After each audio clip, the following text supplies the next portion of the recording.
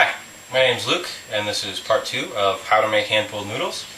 In this video I'll be talking about some techniques for pulling and a trick to get a little more life out of your dough so you can practice more. For recipes and more information, go to my website. Okay, so you've kneaded your dough, you think you're ready to pull some noodles. How do you do it? You've got an idea of how to pull an arm's length of dough from the kneading process. All you have to do is repeat that. Now, the trick to that is that you have to do it quickly. And the reason for that is it gets you a more even noodle. The quicker you go, the more even the dough stays in the process. So it goes something like this.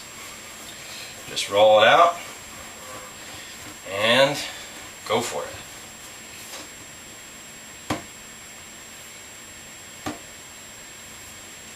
Okay, like so, and it's okay. So a tear is actually okay. You can recover it on the next pull, like this.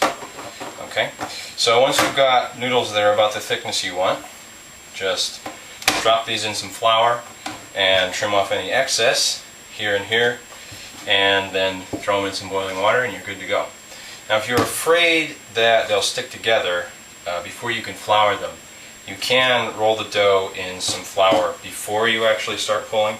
It'll make it a little easier to actually keep the noodles from sticking. The only catch with that is that you're a little more committed to actually pulling noodles. So some things to watch out for is when you're pulling, you want to be careful of the way you grip the dough. On the first pull, you'll have to grab it with your fingers, but when you fold it around, grip the dough between your knuckles. That way you won't cut the dough with your fingernails. And then on the pull out with your thumb, hook your thumb and pull, rather than gripping like this. That way you'll keep your fingernails from cutting the dough over here. Now, if you've been pulling the dough and it's starting to get dry and you're not getting anywhere and it's getting a little tough, you can actually bring it back to life by actually adding some water to it. So once you get it to a noodly consistency where it will stretch well, you can keep it that way for a good 45 minutes or so to practice. So all you have to do is sort of flatten it out like this, drop a little water on there, knead it in, fold it back together, give it a little bit of a knead,